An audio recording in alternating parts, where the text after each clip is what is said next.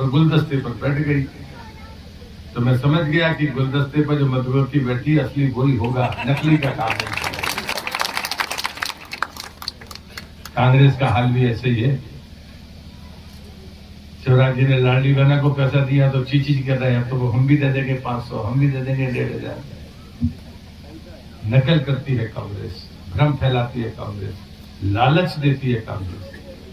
Bharatiya Janata party, हम अभी भी जानते हैं कि आजादी के 75 साल हुए, ये हमारी माताएं बहनें जिनके लिए हम इतना सब कुछ कर रहे हैं, ये सीढ़ियां हैं, ये लक्ष्य नहीं है हमारा। लक्ष्य तो वो होगा जब 2000 साल पहले जो हमारे पुरखे थे, जो माता शक्ति को सबसे ऊपर मानते थे, जब वो दिन देखेंगे तब हमारा काम बंद होगा, उसके पहले हमारा काम बंद होगा। फिर से मैं आपसे विनती करता हूं, आप लोगों से भी कहता हूं, हमको लगता है कि यही परंपरा है, ये परंपरा नहीं है, हमारी मजबूरी थी। तुम सर्टिफिकेट दोगे हमको? तुम्हारा नेता कमलनाथ महिलाओं को आइटम कहता है सरेआम, तुम्हें शर्म आनी चाहिए। तुम क्या महिलाओं की कीमत करोगे? क्या उनका सम्मान करोगे? तुम्हें आज राम जन्मभूमि याद आ रही, आज हनुमान जी याद आ रहे। जिस समय बाबरी मस्जिद का ढांचा गिरा था उस समय कमलनाथ केंद्र सरकार का मंत्री था, मैं सांसद था संसद के भीतर। तब तुम्हें हिंदू की याद नहीं आई, तब तुम्हें सनातन की याद नहीं आई। 450 साल से देश इंतजार कर रहा है। 4 लाख से ज्यादा हमारे पुरखों ने बलिदान दिया है, जिनका हम नाम भी नहीं जानते। देश की आजादी के 75 साल के बाद भी तुमने हमेशा कहा राम काल्पनिक है, तुमने शपथ पत्र दिया तुम्हारी सरकार ने। ये बात कांग्रेस के लोगों से पूछनी चाहिए। तुम इतने तुष्टीकरण में अंधे हो गए थे कि तुम्हें राम का अस्तित्व स्वीकार नहीं। तुम्हारे प्रधानमंत्री नरसिम्हा राव थे, कमलनाथ तो कैबिनेट के मिनिस्टर थे। तुमने सुप्रीम कोर्ट में लिख कर दिया कि राम का अस्तित्व हम नहीं मानते, ये तो काल्पनिक बातें हैं। ये है तुम्हारा तुष्टीकरण।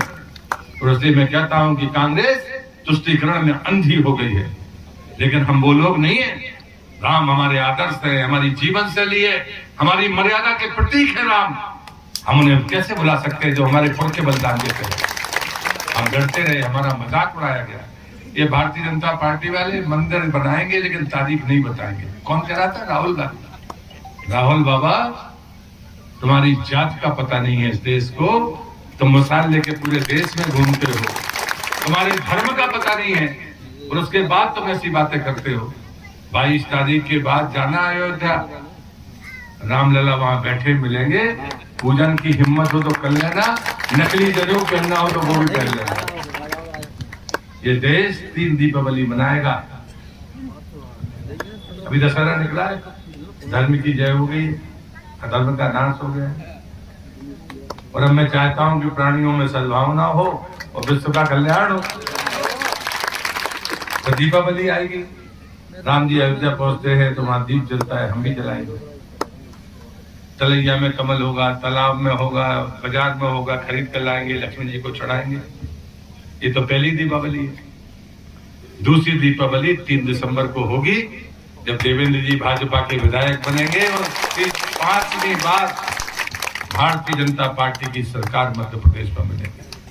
और तीसरी दीपावली तब होगी जब 22 तारीख को प्रधानमंत्री नरेंद्र मोदी अयोध्या में रामलला की प्राण प्रतिष्ठा करेंगे। वो तीसरी दीपावली है।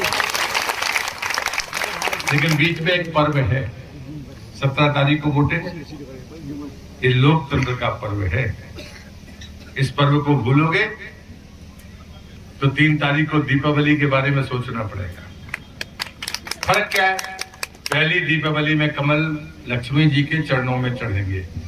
तोड़ोगे, खरीदोगे, कैसे करोगे मुझे नहीं पता, लेकिन 17 तारीख के पर्व के दिन कमल तोड़ के नहीं चढ़ाना, कमल की बटन दबाना है। इतने में दीपावली बन जाएगी। मैं हमेशा कहता हूं, फिर मैं रिपीट करता हूं कि हम वो लोग हैं जो संकल्प के साथ गरीब कल्याण की योजनाओं को जमीन पर उतारने के लिए संकल्पित है। मोदी जो कहते हैं उसे एक ही टर्म में पूरा कर देते हैं, कभी दूसरे टर्म के लिए इंतजार नहीं करना पड़ता। हम आश्वासन झूठे देते नहीं, लेकिन जो हमें समाज के लिए देना है और करना है उसको हम करते हैं। ये हमारा ट्रैक रिकॉर्ड है, हमारा चरित्र है। हमें कुछ कहना नहीं, लेकिन कांग्रेस से सावधान रहना होगा। और इसलिए आतंक की इस लड़ाई में वास्तव में देवेंद्र जी ठीक कह रहे थे, धर्म युद्ध है। एक बेचारा अहिंसा